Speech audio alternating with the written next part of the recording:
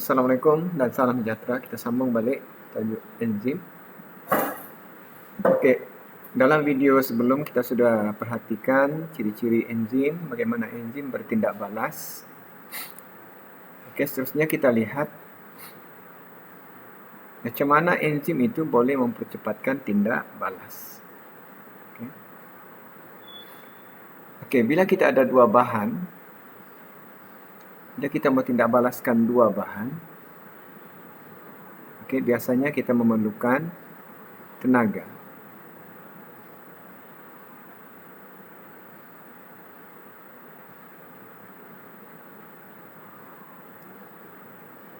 Okey, kalau ada dua bahan kita mau kasih gabung.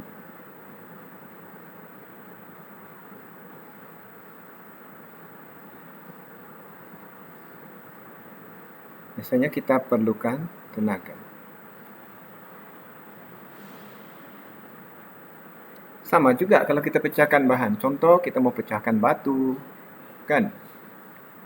Okey, kita mau patahkan kayu. Okey, juga memerlukan tenaga. Dan itu dipanggil sebagai tenaga ini. Tenaga pengaktifan.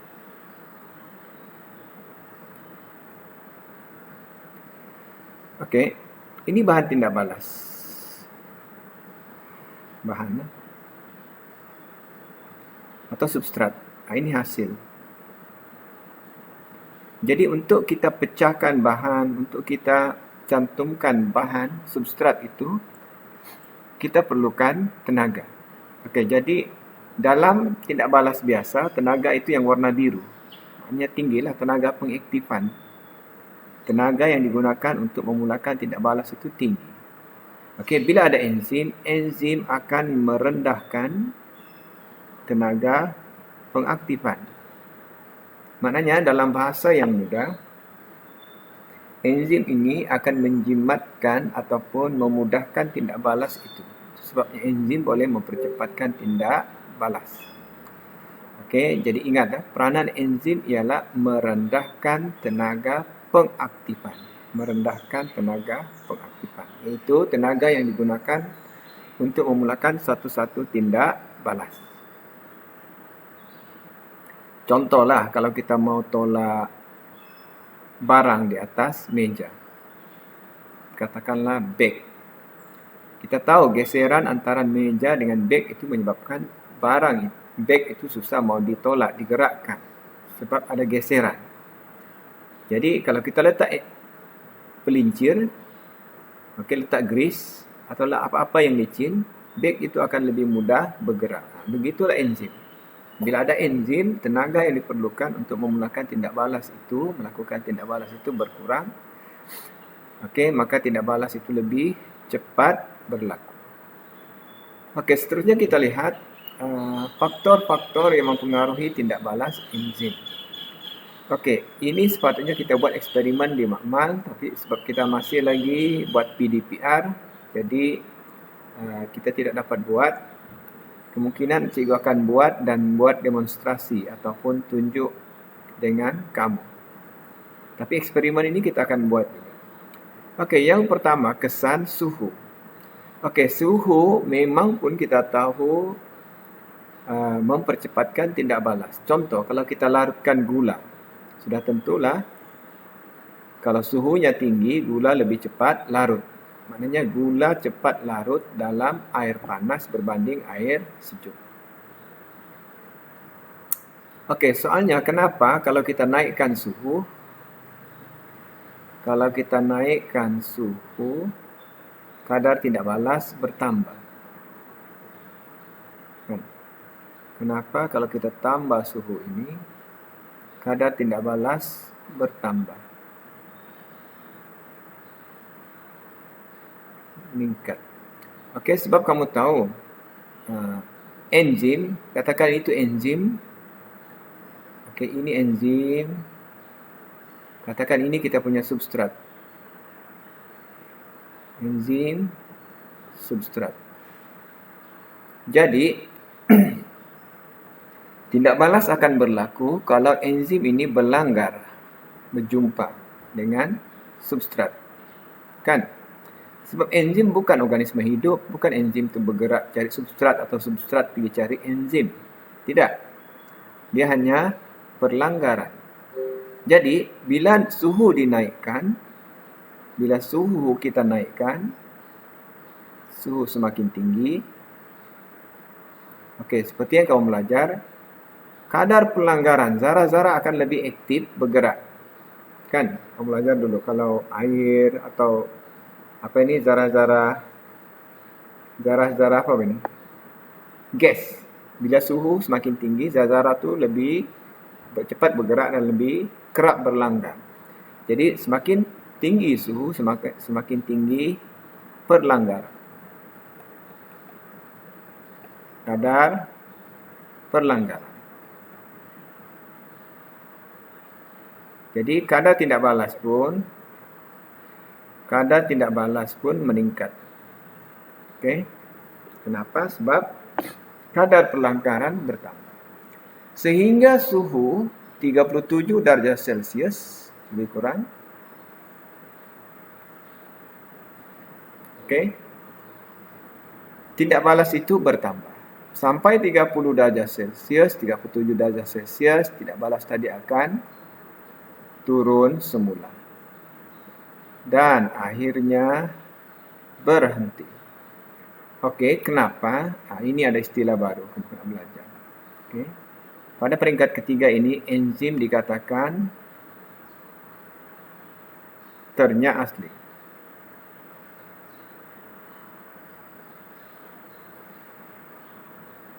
Okey. Di nature ataupun ternya asli. Paling senang kalau kita tengok putih telur. Kan? Putih telur seperti yang kamu tahu, cecair. Tapi kalau kita panaskan, putih telur jadi pepejal. Keras kan? Sedangkan kalau ikut hukum kimia, dia mesti pepejal. Kalau dipanaskan jadi cecair, cecair baru jadi gas. Tapi kenapa telur pula terbalik? Kita panaskan cecair, telur jadi pepejal. Itu kita panggil ternya asli. Apa dia? Seperti yang kamu tahu, protein adalah molekul rantai panjang. Dan dalam kes enzim itu ialah bebenang protein yang digulung, dilipat, akhirnya membentuk satu glob. Seakan-akan sfera. Jadi, bila dipanaskan, struktur molekul tadi akan terlerai. Jadi, enzim tadi sudah hilang sifatnya. Sudah tidak ada dia punya tapak aktif. Tapak aktifnya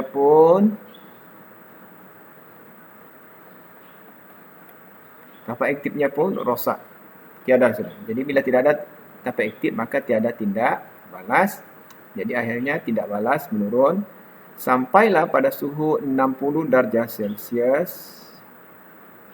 Tindak balas completely berhenti sepenuhnya. Okey, boleh faham? Okey, kita tengok animasi ni.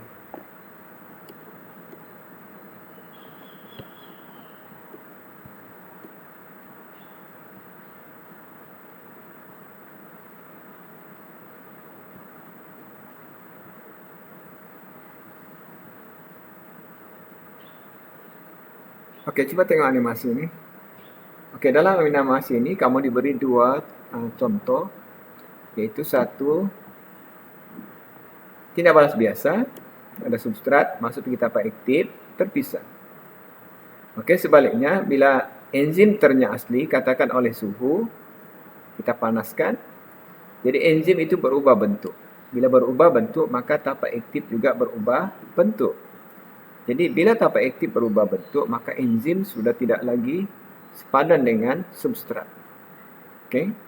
Jadi tiada tindak balas. Okey, boleh faham ni? Okey. Kenapa? Sebab enzim ternya asli berubah bentuk. Okey. Jadi itu dia bagaimana kesan suhu. Okey, kita ulang balik.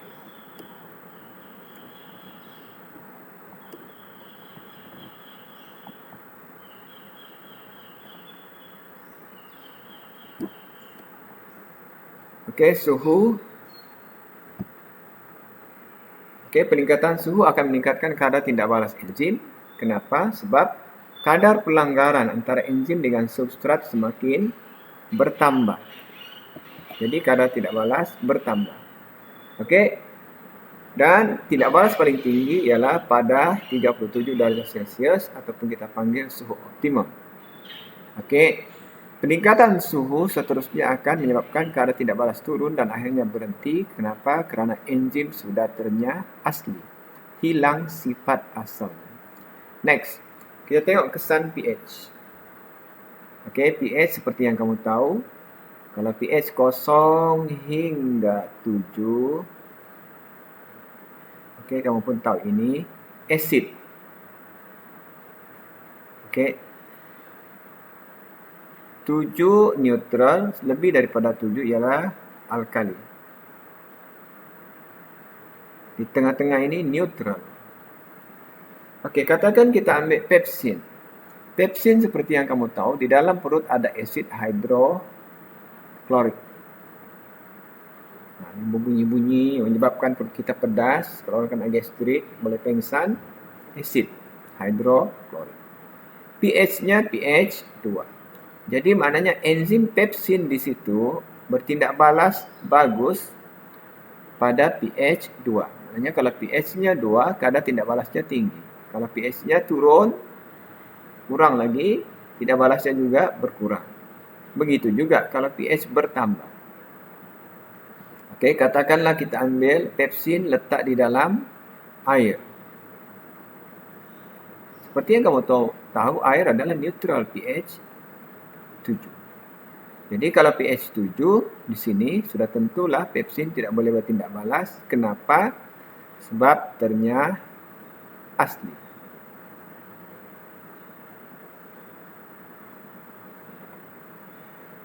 Okey, next amylase. Amylase ini contoh air liur.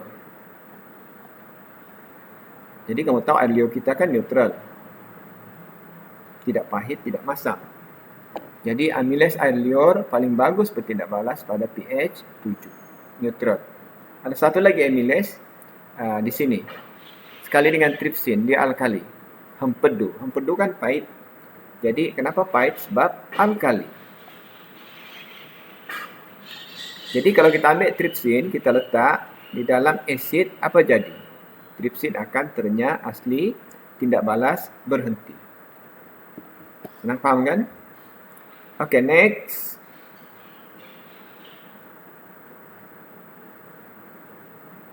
Okay, kepekatan substrat. Okay, jadi kalau kita ada enzim, katakan ini kita punya enzim. Okay, dan kita ada substrat. Okay, bila kita tambah substrat, semakin kita tambah substrat, kadar tidak balas bertambah. Okay. Tapi bila sudah substrat terlampau banyak,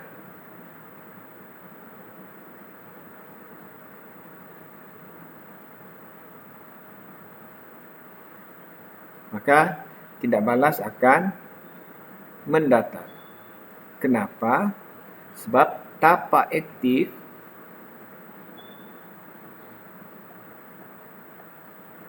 tepuk. Sibuk betul, penuh. Maknanya kan begini. Belum lagi sempat buat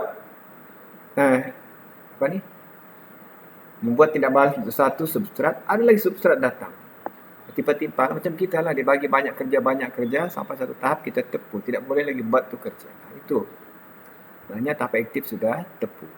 Jadi sebarang penambahan substrat tidak akan mempengaruhi kadar tindak balas.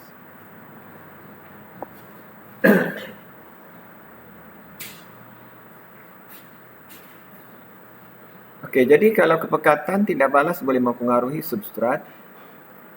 Okey, seterusnya ialah kepekatan enzim. Jadi maknanya sama jugalah, makin kita tambah banyak enzim, makin cepat tindak balas. Okey, semakin tinggi keperkatan enzim, semakin tinggi kadar tidak balas sampai satu tahap berhenti. Kenapa? Sebab enzim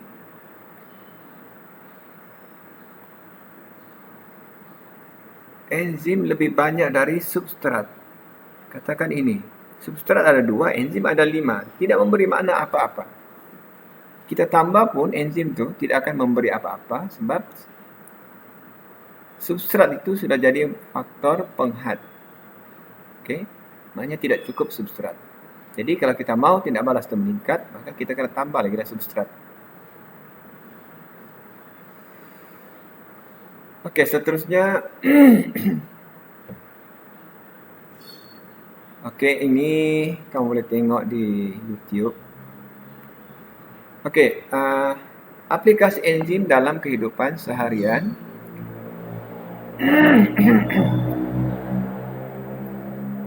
Okey, ini kamu akan buat, mungkin cikgu akan bagi kerja untuk kamu explore.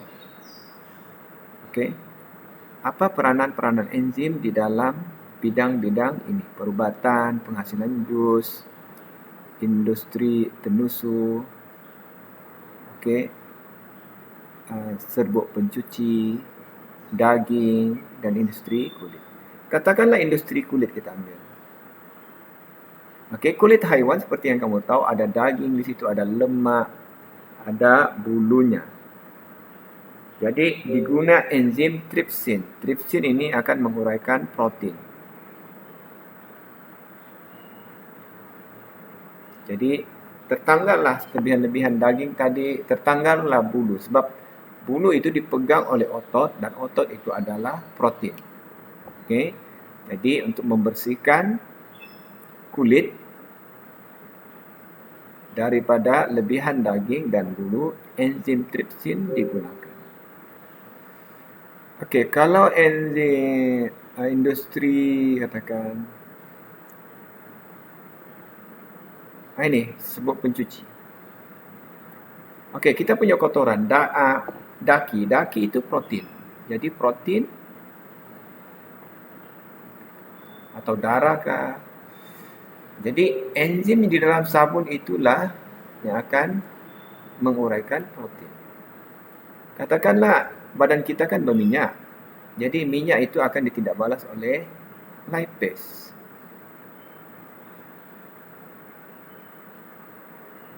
Okey, amylase pula bertindak balas dengan kotoran jenis berkanji.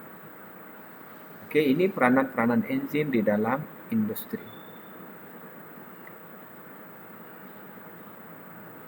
Okey, nanti cikgu bagi link ini, YouTube ini untuk tunjuk bagaimana dia jelaskan peranan enzim dalam industri.